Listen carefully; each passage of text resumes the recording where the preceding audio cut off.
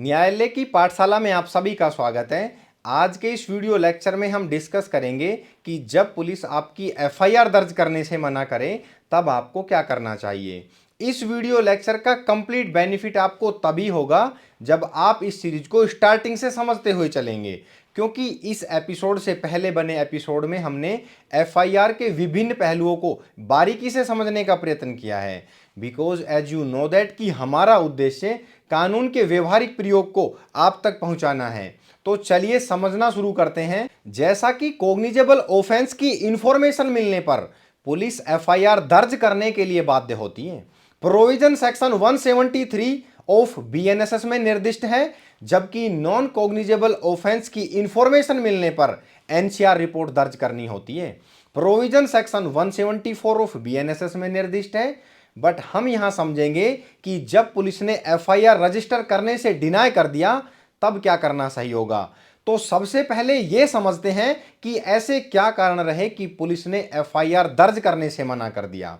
तो इसमें हो सकता है कि जिस ऑफेंस की इंफॉर्मेशन आपने पुलिस को दी है वो नॉन कॉग्निजेबल ऑफेंस हो, मतलब अपराध गंभीर प्रकृति का नहीं है। सेकंड, हो सकता है कि घटना उस थाने के क्षेत्राधिकार में नहीं हुई हो, और हालांकि क्षेत्राधिकार का रीजन वैलिड नहीं होता है क्योंकि जीरो एफआईआर का कंसेप्ट लागू है, लेकिन फिर भी पुलिस इससे बचती है। थर्ड, हो सकता है कि मामला सिविल नेचर का हो। फोर्थ, हो सकता है कि उस मामले में पूर्व में एफआईआर दर्ज हो चुकी हो। और भी बहुत से रीजन हो सकते हैं, जैसे कि आरोपी प्रभावशाली व्यक्ति हो, या कोई राजनीतिक दबाव हो सकता है, या फिर पुलिस पर अपराध संख्या कम दिखाने का दबाव हो सकता है कि पुलिस कॉम्प्रोमाइज कराने के प्रयास में हो, या फिर हो सकता है कि पुलिस रिश्वत लेने के चक्कर में हो। कहने का मतलब इतना सा है कि पीड़ित को यह तर्क देकर टाल दिया जाता है कि जांच के बाद देखते हैं, ऊपर से आदेश नहीं है, आप लिखित शिकायत दे जाइए।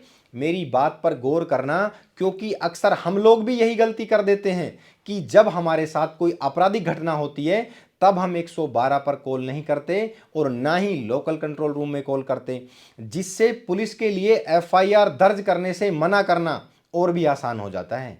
और यदि आपको यह समझना है कि डायल 112 एफआईआर दर्ज करने में कितनी महत्वपूर्ण साबित होती है, इसके लिए आपको इस लेक्चर सीरीज का एपिसोड फर्स्ट देखना होगा।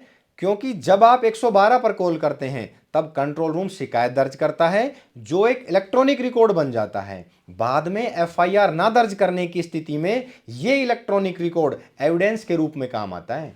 फर्स्ट ऑफ ऑल, यदि एसएचओ एफआईआर दर्ज नहीं करता तब रोल में आता है सेक्शन 173 सब सेक्शन 4, क्योंकि इसमें यह कहा गया है कि यदि ऑफिसर इंचार्ज सूचना दर्ज करने से इनकार करता है तो सूचना देने वाला व्यक्ति इस सूचना का विवरण लिखित रूप से और डाक द्वारा संबंधित एसपी को भेज सकता है। ध्यान रहे, यदि पुलिस अधीक्षक आपके द्वारा दी गई सूचना से सहमत होता है, अर्थात यदि पुलिस अधीक्षक को लगता है कि दी गई इंफॉर्मेशन कॉग्निजेबल ऑफेंस के घटित होने का संकेत देती है, तब या तो वह खुद मामले की जांच करेगा या फिर अपने अधीनस्थ किसी पुलिस ऑफिसर को जांच का निर्देश देगा।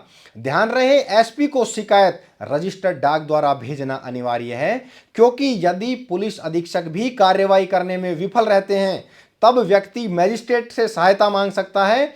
ध्यान रहे, रजिस्टर्ड डाक द्वारा भेजी गई सूचना इस बात का प्रूफ होती है कि पुलिस के उच्च अधिकारियों द्वारा भी आपको सहायता प्राप्त नहीं हुई। इस बात का ध्यान रहे कि संबंधित उच्च अधिकारियों में आप चाहे तो सभी अधिकारियों को रजिस्टर्ड डाक सूचना भेज सकते हैं, लेकिन जब पुलिस के उच्च अधिकारियों के पास शिकायत भेजने पर भी एफआईआर दर्ज नहीं होती तब व्यक्ति सेक्शन 175 सब सेक्शन 3 का आवेदन कोर्ट में देता है। सरल शब्दों में समझे तो यूं समझे, जब किसी व्यक्ति की एफआईआर पुलिस के सभी स्तर पर प्रयास करने पर भी दर्ज नहीं होती है तब पीड़ित कोर्ट की तरफ रुख करता है और एक application section 175 sub section 3 of BNSS में मूव करता है। और फिर इसमें वो व्यक्ति जिसकी एफआईआर दर्ज नहीं की गई है अपने साथ घटित संज्ञेय अपराध की घटना का संपूर्ण उल्लेख करता है और एप्लीकेशन में पुलिस की निष्क्रियता का उल्लेख करता है और एफआईआर का दर्ज करने का स्पष्ट निवेदन करता है। और एप्लीकेशन के साथ कुछ जरूरी चीजें भी पेश करनी होती हैं, जैसे कि पुलिस स्टेशन में दी गई शिकायत की कॉपी, और यदि शिकायत रजिस्टर्ड डाक द्वारा भेजी गई है तो उसकी रसीद, एसपी को भेजी गई शिकायत की कॉपी और डाक रसीद या ईमेल कोई प्रिंट। मामले के अनुसार प्राइमा फेसाई एविडेंस भी जरूरी होते हैं, जिससे मजिस्ट्रेट को यह संतुष्ट करना कि मामला संज्ञेय अपराध का है। इसमें मेडिकल रिपोर्ट, कोई photo, video, audio recording, call detail, कोई डॉक्यूमेंट्री एविडेंस हो तो वो भी पेश करें।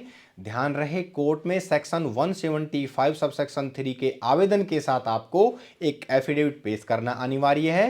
एप्लीकेशन फाइल होने के बाद कोर्ट के प्रारंभिक प्रक्रिया अपनाते हुए सबसे पहले यह देखता है कि प्राइमा फेसाई कॉग्निजेबल ऑफेंस बनता है या नहीं। यदि दस्तावेज अधूरे हों तब कोर्ट आपत्ति लगाकर सुधार का मौका दे सकता है। कोर्ट देखता है कि एफिडेविट लगा है या नहीं। सेक्शन 173 सबसेक्शन 3 एसपी को शिकायत की पालना हुई है या नहीं। मामला कोर्ट के जुरिडिक्शन में आता है या नहीं। ध्यान रहे, आपकी एप्लीकेशन पर कोर्ट चाहे तो एफआईआर दर्ज करने का ऑर्डर दे सकता है या फिर प्रिलिमिनरी इंक्वायरी करने का निर्देश दे सकता है। मामले को कंप्लेंट केस में कन्वर्ट कर सकता है, एप्लीकेशन को डिसमिस कर सकता है। ध्यान रहे, यदि ऑर्डर एफआईआर रजिस्टर करने का दिया जाता है तब पुलिस एफआईआर दर्ज कर इन्वेस्टिगेशन शुरू कर देती है। ध्यान रहे, यदि सेक्शन 175 सबसेक्शन 3 में दिया गया आवेदन रिजेक्ट हो जाए तब कंप्लेंट केस प्रोसीड करें या रिवीजन फाइल करें। आर्टिकल 226 या सेक्शन 482 में हाई कोर्ट जाएं। लेकिन आपकी जानकारी के लिए बता दें, लगभग इसी स्टेज पर एफआईआर दर्ज हो जाती है। और यदि आप समझदारी से काम लें, फॉर एग्जांपल डायल 112 का प्रयोग जानते हैं, ऑनलाइन एफआईआर के प्रोसीजर को समझते हैं, सोशल मीडिया का कहां यूज करना है ये जानते हैं, तब आपकी एफआईआर डायरेक्ट पुलिस स्टेशन में इनिशियल स्टेज पर ही दर्ज कर ली जाती है। तो आज के एपिसोड में इतना ही। मिलते हैं नेक्स्ट एपिसोड में किसी नेक्स्ट प्रोसीजर के साथ।